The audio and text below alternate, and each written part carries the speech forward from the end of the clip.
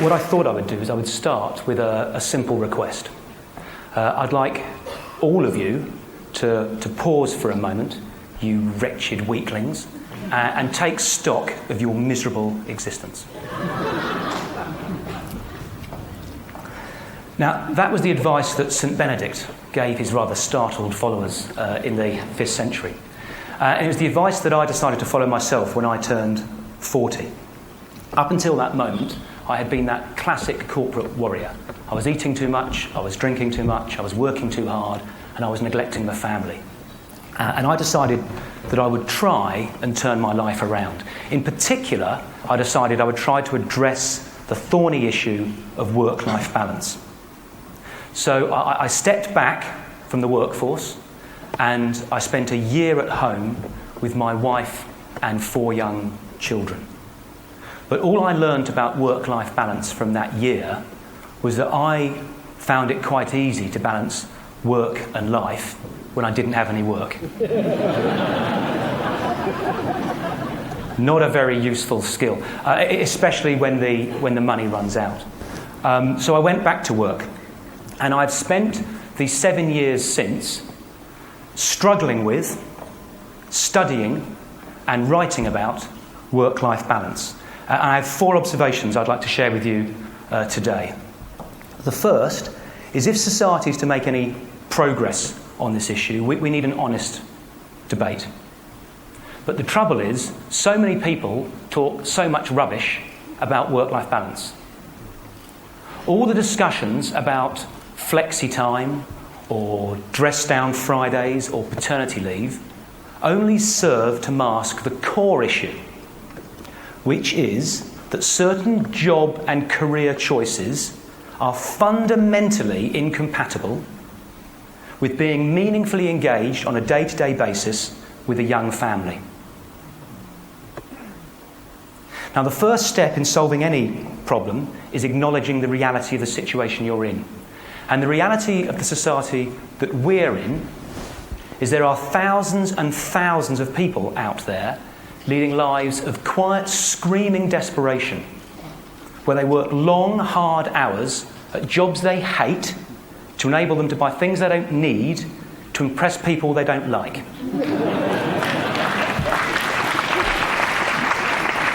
And it's my contention that going to work on a Friday in jeans and t-shirt isn't really getting to the nub of the issue.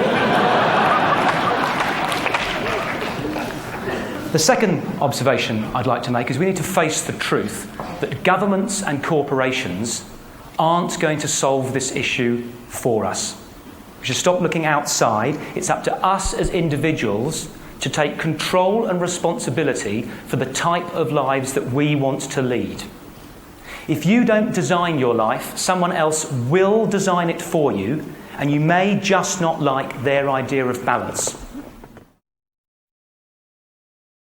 On the one hand, putting childcare facilities in the workplace is wonderful and enlightened.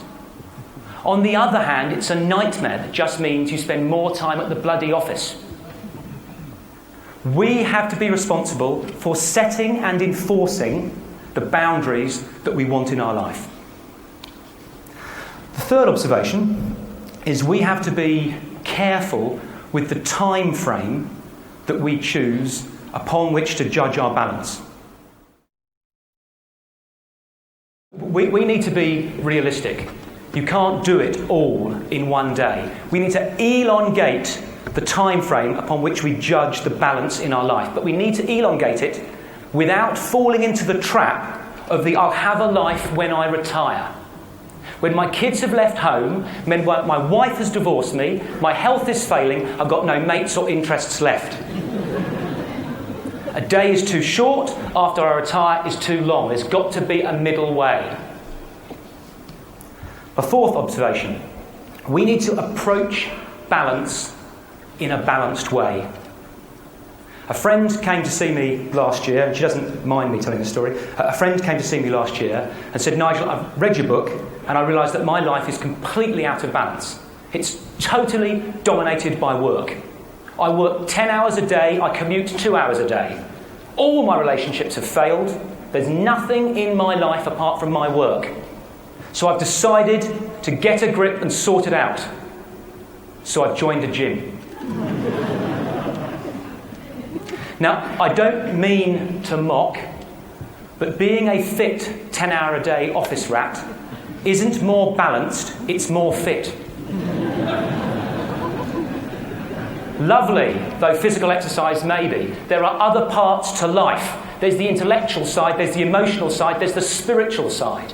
And to be balanced, I believe we have to attend to all of those areas, not just do 50 stomach crunches. I truly understand how that can be daunting. But an incident that happened a couple of years ago gave me a new perspective. My wife, who is somewhere in the audience today, called me up at the office and said, "Nigel, you need to pick our younger son up, Harry, from school." She had to be somewhere else with the other 3 children for that evening. So I left work an hour early that afternoon and picked Harry up at the school gates. We walked down to the local park, messed around on the swings, played some silly games. I then walked him up the hill to the local cafe and we shared a pizza for tea. Then walked down the hill to our home and I gave him his bath and put him in his Batman pyjamas. I then read him a chapter of Roald Dahl's James and the Giant Peach.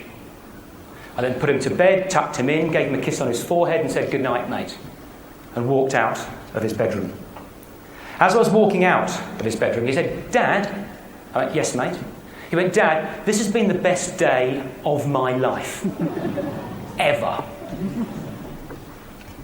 I hadn't done anything. Hadn't taken him to Disney World or bought him a PlayStation. Now, my point is, the small things matter. Being more balanced doesn't mean dramatic upheaval in your life. With the smallest investment in the right places, you can radically transform the quality of your relationships and the quality of your life. Moreover, I think it can transform society.